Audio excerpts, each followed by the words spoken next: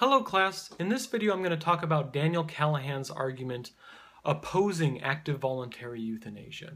Here's the structure of his paper. Rather than providing a single argument opposing active voluntary euthanasia, he considers four of what he takes to be the most compelling and commonly offered arguments in favor of the practice, and he objects to each one of these.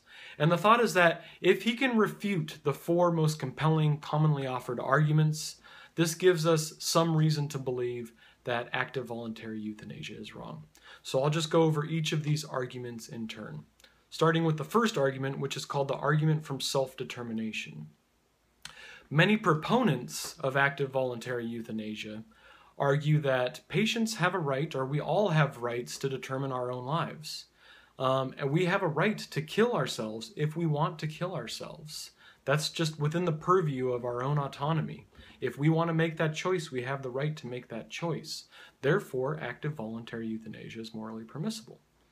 Now, Callahan rejects this argument by saying, yes, it may be true that because of our ability to determine our own lives, we can take our own lives. We can decide when and how we die. However, this right doesn't transfer to a medical professional. That is, just because we have a right to end our own lives when we want to end our lives doesn't necessarily imply that another individual has a right to kill us.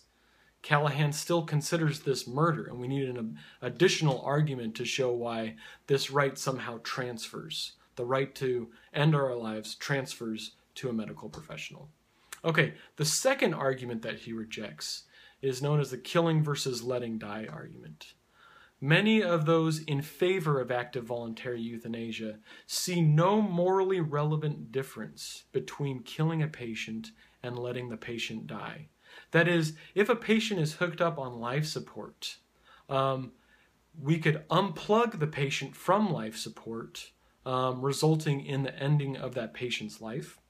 Or we could do something such as administering a lethal dose to that patient and ending the patient's life. The first case is known as passive voluntary euthanasia, and as long as the patient is okay with this procedure. Most people, not everyone, but most people are in agreement that passive euthanasia is morally permissible. Letting a patient unplug themselves from life support is morally permissible. But the proponents of active voluntary euthanasia say, what's the difference between unplugging a patient from life support and administering a lethal dose? The end result of both of these actions is the same. The patient's life is ending. So if there's no morally relevant difference, and we think that passive euthanasia is okay, we should also think that active euthanasia is also okay. Callahan rejects this argument by saying, no, there actually is a morally relevant difference. And the morally relevant difference is being the cause of the patient's death. When you unplug a patient from life support, the medical professional who's doing the unplugging isn't the cause of the patient's death. The cause of the death is the illness or the disease.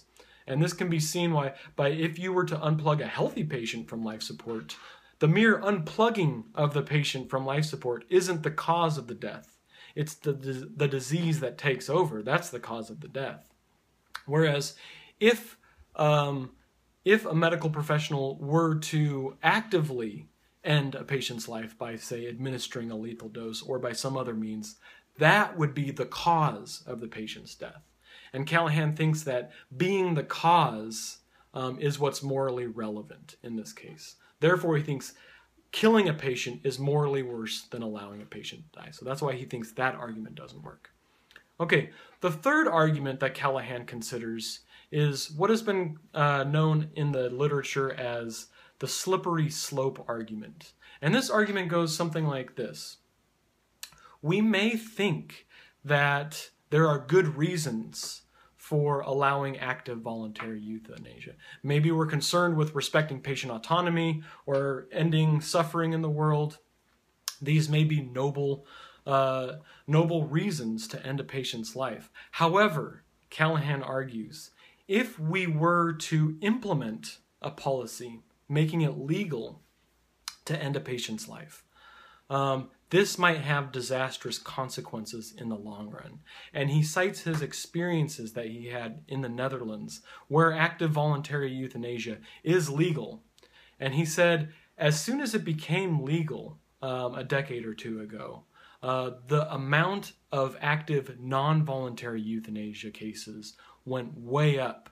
So there's this concern, Callahan thinks, that if it's permissible to end a patient's life actively, this is going to generate a sort of callous nature on the part of the physicians or the medical professionals who are ending patients' lives. And it's going to make them more willing to terminate patients' lives who are in, say, a coma and can't make decisions for themselves.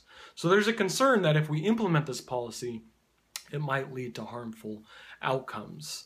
Even if our reasons for implementing the policy are noble, we don't want to have a high amount of non-voluntary euthanasias that we otherwise wouldn't have.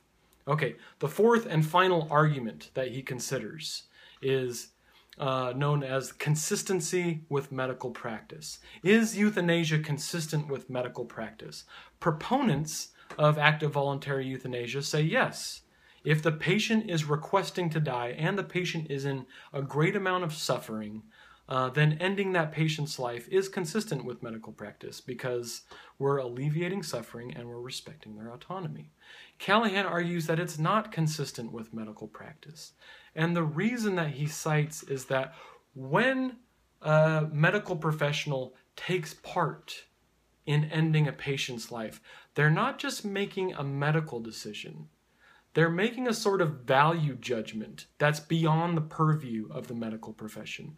They're making a judgment about whether that particular patient's life is valuable enough to continue living. If they say, you know what, I think this person is in enough suffering that their life, they'd be better off dead. That's not just a medical judgment, that's a value judgment. And this is not something, Callahan argues, this is not something that medical professionals should be in the business of making. They should not be the ones who are determining whose life is valuable and whose life isn't. They should only be concerned with promoting health and well-being as much as they can. Okay, so those are the 4 arguments that Callahan goes over in his paper. Let me know if you have any questions.